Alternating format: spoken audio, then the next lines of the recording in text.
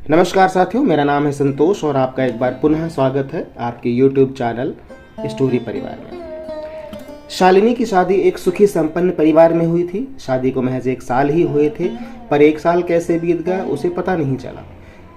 अब पता भी कैसे चलता, ससुराल वालों से इतना प्यार जो मिला था, सुबह कब हो जाती और शाम कब वो समझ ही नहीं पाती थी। उसके पास और उसके बीच का रिश्ता इतना प्यारा था कि लोग देखकर भी कहते माँ बेटी का रिश्ता है या सास बहू का। गलती करने पर सास उसे डांट भी देती थी, पर इसका बुरा नंदिनी को नहीं लगता।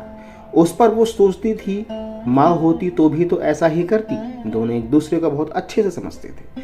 सास के हाथों में भी जादू था, जब अपने हाथों से कभी कभार शालिनी को खाना खिलाया करती थी। शालिनी की आंखें भर जाती थी। एक बेटी बनकर सास की सेवा किया करती थी। मन में ख्याल भी कभी नहीं लाती कि वो बहू है। अपनी जिम्मेदारियों को अच्छे समझती थी। नंदिनी के पति रोहन दो भाई थे। बड़े भाई का नाम संजय और भाभी का नाम सुष्मिता था। यूं तो सुष्मिता भी सब कुछ अच्छे से करती थी, पर वो स्वभाव से थोड़ी जलनशील प्रवृत्ति की थी। उसे नंदिनी का यूं सास माँ के साथ घुलना मिलना बिल्कुल पसंद नहीं था। वो चाहती थी कि घर में हर तरफ सिर्फ उसकी ही बातें हों, लोग सिर्फ उसकी ही तारीफ करें, क्योंकि शालिनी घर में सबसे छोटी थी, तो सबका प्यार भी मिलता था। शालिनी की सास अपने बेटों को बहुत प्यार करती थी, आखिर वो बच्चों में तुलना भी कैसे कर सकती थी।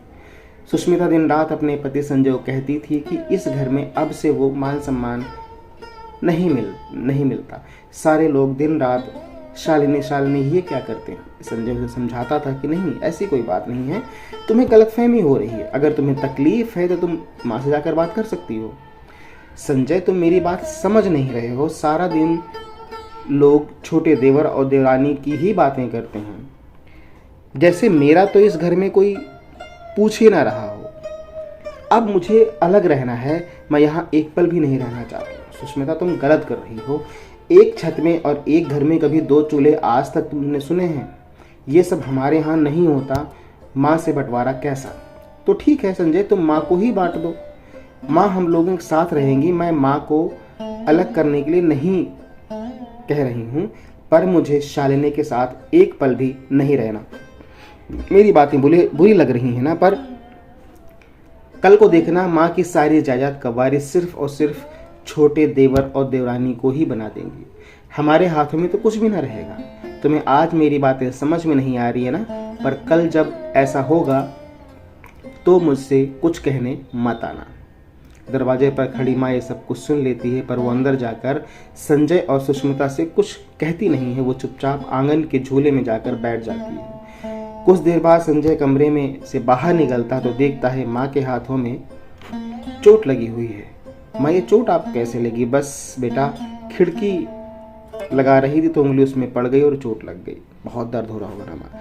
हाँ बेटा, तो शरीर का अंग है। शरीर का कोई भी एक भी अंग अगर दूर होने लगता है तो तकलीफ तो जरूर होती है।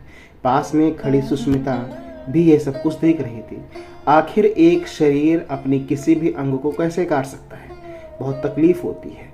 मैं कुछ समझा नहीं माँ, जब तुम दोनों माँ बाप बनोगे तो समझ जाओगे एक माँ बाप के लिए अपने 2 बच्चों के बीच चयन करना कितना मुश्किल होता है। दोनों को जन्म देने में माँ को उतनी ही कठिनाइयों का सामना करना पड़ता है, एक बाप को उतनी ही कठिनाइयों को सामना करना पड़ता है। एक अच्छी परवरिश के लिए जब बच्चे बड़े हो जाते हैं तो माँ बाप को यह चुनने के लिए क्यों मजबूर कर देते हैं कि आप मेरे पास रहेंगे या बड़े भैया के पास। क्यों बहू के मायके में उसके भाई ने ऐसी बात कही होती तो उसे तकलीफ ना होती? क्या बहू की माँ के लिए सब आसान होगा कि वो बहू और उसके भाई में से किसी एक संतान का चयन करे? सुष्मिता को अपनी गलती का एहसास हो गया। उसे लगा कि अगर मेरी माँ को भी इन कठिनाइयों का सामना करना पड़ता तो उसे कितनी समस्या होती। बड़ी बहू और छोटी बहू इस घर की 2 बेटियां हैं। बेटियां तो पराई होकर अपने ससुराल चली गईं और ससुराल में आती हैं। जो बहू वही कहलाती है। बेटियां फिर तुम दोनों में अंतर कैसे कर सकती हो? तुम तो हमारे कुल को रोशन करने वाली हो। दिल और दिमाग से निकाल दो, किसी एक को प्यार करती है माँ। अपने हर बच्चे को एक समान प्यार करती है। सुष्मिता को अपनी गलती का एहसास हो जाता है और वो नंदिनी को छोटी बहन के भांति गले लगा लेती है और अपनी सास से भी माफ़ी मांगती है। और आगे से कभी ऐसी सोच अपने दिल और दिमाग में नहीं लाएगी और फिर से परिवार में खुशी आ जाती है। सब एक घर में एक छत के नीचे रहने लगते हैं। साथियों, कहानी पसंद आई हो तो वीडियो को लाइक और शेयर कीजिएगा। चैनल पर अगर आप नए थे तो विनती है चैनल को सब्सक्राइब करके बेल आइकन दबाना मत भूलिएगा। मिलते हैं अगले वीडियो में।